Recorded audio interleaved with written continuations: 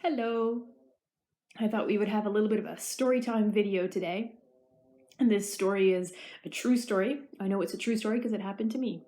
And it happened recently. Back in February, I took myself on a 3-week silent meditation retreat. I found a cabin in the woods north of Peterborough, beautiful area up there. And it was kind of an off-grid situation, no electricity, no running water. And my intent was not to have contact with the outside world. I did take my cell phone for emergency purposes, but the intent was to stay within my own self. And as you can well imagine, being in isolation brings with it a whole host of things, including some very, very high highs and some low lows. And I thought I would share with you one of the most challenging times, probably the most challenging experience actually I had while I was on this retreat. And so this cabin rather was surrounded by trees, and so I would take myself for a walk each day. I established a walking trail through the forest, and they had like real snow there. The snow was easily up to my knees, if not up to my hips, so it made for this very mindful and physically demanding walk through the forest, which was just lovely. And I would notice the different trees and the different footprints of the different animals and the different sounds of birds. And I also started to notice the different sounds of dogs. There must have been neighboring dogs on either side. On the one side, it was just an occasional bark here and there throughout the day, but on one side in particular, it was a lot of barking and it was many dogs. It wasn't one dog. I would guess at least half a dozen dogs, if not more, and they sounded like big dog barks, not little dog barks. Though there was a couple of days where it sounded more like puppies, and I did find that a little bit odd. I mean, it was pretty cold there, but you can let your puppies out when it's cold too, and bring them back in before they get too cold. Anyways, I noticed this for several days. A lot of dogs barking random times throughout the day, evening, even into the night. And so it became kind of part of my normal background noise of my walk. Until one day I realized that I wasn't hearing all the dogs. I was only hearing one dog coming from that same direction. And it wasn't so much a bark that I was hearing, it was a howl. And it struck me as odd because there was many dogs there just the day before. And now there's just this one dog howling. And so it got me wondering what was going on. Clearly something must have happened to all these other dogs. Maybe the owner left and took the other dogs with him, but left this one dog behind. Maybe something happened to the owner, and then therefore something happened to the dogs. What happened to the puppies? There was one time when I heard this single dog barking that I thought I heard the sound of one puppy rather than the multitude of puppies I heard before. So then I was wondering what happened to all the other puppies. And this continued on. I'm just started to really worry about this dog because it wasn't like a bark. It was more like a kind of like a husky like howl. It was just this like really sad, drawn out howl. And it would just go on and on and on, and there'd be occasional silences, and then it would start again. And I actually started to notice that if my cabin had a screen door, and when the screen door kind of slammed shut, the noise would kind of echo around the forest. And the dog must have heard it because the dog would start howling after the screen door slammed shut. And so this continued on, and I really started to worry for this dog as what was going on. And I did have my vehicle with me, so I started to think maybe I need to go and investigate and see why this dog has been abandoned. It's like, no, not your place. Let somebody else deal with it. Maybe there's a perfectly rational explanation, but this continued on and continued on with this heart-wrenching howl from this dog.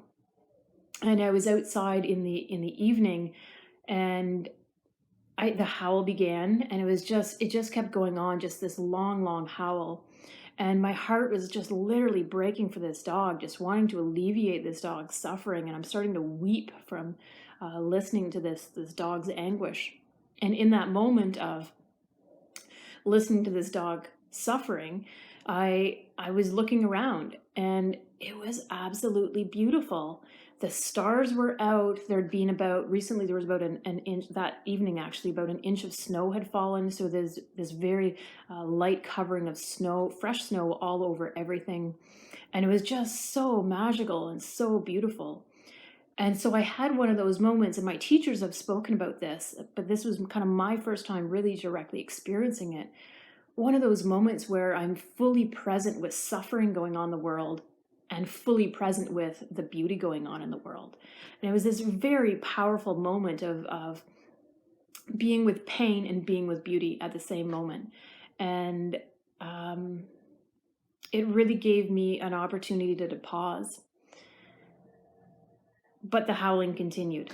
And so I continued to worry about this dog. Even going to bed that night, I worried about the dog. The next morning when I got up, when I first went outside, I didn't hear it. So I thought, okay, good, maybe it's being taken care of. But then I started to worry, like, how was it taken care of? Like, what if an owner came back or somebody came back and like took care of it? But I didn't hear it, so I was like, okay, let's just hope everything's okay. And because the snow had fallen, a couple more inches of snow had fallen, I decided to shovel my walkway area and my stairs. And you know that sound a snow shovel makes when it's hitting against crusty snow? It's a really loud sound. As soon as that sound came off my shovel, the howl began again. Except this time it wasn't that really loud howl that I'd been hearing the night before. It was weak. It was so incredibly weak. And so now I'm picturing this poor dog who's been outside in this cold all night, being snowed on by these 3 inches of snow or 4 inches of snow. And so as I'm shoveling, I'm contemplating what to do. I mean, part of me said, well, I'm here in a silent retreat, not trying to contact the outside world, and going, okay, hang on, like, I need to put my ego and pride aside here. If there's suffering going on and there's something I can do about it, I do have my vehicle. Maybe I can just drive over there. Practical part of me kicked in and said, well, that might not be safe for me because I don't know what situation I'm walking into over there. So I did go down some other options, which included contacting my host. It was an Airbnb, so contact my host. Maybe they know the neighbor and know what's going on. And then I thought, well, there must be animal rescues in the area or the SPCA or somebody to help out. So I was like, okay, I'm going to do something. I'm going to use my phone, swallow my pride of I'm going to be on my silent retreat alone, swallow my pride and see what I can do. So I went inside and I Googled, good old Google, to find any animal rescues in the area. And thankfully there were a couple, but the problem is they only receive surrendered animals. It didn't strike me that they would go off and find some random abandoned dog in the middle of the forest. And so I found the SPCA, found a phone number there, and was kind of led to believe that in all likelihood they were going to encourage me to contact the local authorities. I was like, okay, I can do that. I was about to call. I was like, wait a second. One of the first questions they're going to ask me is, where are you? And my answer was, I don't know. So I thought, okay, let's Google myself where I am and let's see if I can come up with an approximate area as to where this neighbor is, so I can direct the authorities there to rescue this dog. And so I Googled my address and I started to scroll around to find where the neighbor was, and then I saw it. It was a kennel. It was a kennel. They board dogs. When humans go away, they babysit dogs. At this point, I am weeping again, this time with relief, with joy, even more joy when I found this kennel has nothing but 5-star reviews, including one that had been written the week before. I went to their website. They have acres and acres and acres of land. Dogs go for multiple walks in the day. There's duck ponds for them to play and frolic in, and each dog has its own run, and it's an indoor-outdoor run. The dog can choose whether it wants to be inside or outside. So this poor dog that I was hearing was a dog that liked to be outside in the wintertime. Maybe he was missing his people. Maybe that's why he was crying. Maybe there weren't other dogs in the kennel. Maybe that's why he was howling like he was. So this one taught me a few things. I was sitting there thinking about this, with the relief going on and the happiness that these dogs have such a great experience with well-respected kennel people. And I started thinking, wow, how often do I make judgments of situations that I know nothing about? I knew this much of what was going on. I knew that there was a bunch of dogs barking, and then I knew that there was one dog howling. That's it. That's all I knew. And yet I concocted this huge elaborate story, a terrible story in some cases, what I came up with, as to what was going on.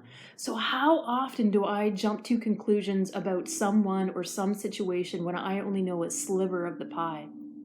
And that was a really humbling moment. I've been paying attention to how often I judge recently, and in particular this story just really drove that message home of how much I need to be careful with that. Um, so it was a great and yet terrible experience at the same time. Um, the other big realization I had from this was I created my own suffering. I created all that suffering in my own head. I had made up this huge elaborate story of terrible consequences going on. And it was all 100% up here. Like this device, this brain up here is a very, very powerful device. And it can take me down some pretty not nice places. And so all this suffering, this anguish that I had put myself through was 100% my own creation. So that definitely showed me how much I need my meditation practice or a mindful practice or anything that helps me really grapple and understand what's going on with my thoughts. Um, and so this is just one example of one of the lessons. Well, actually, in this case, it was several lessons that I learned from a situation while I was in isolation.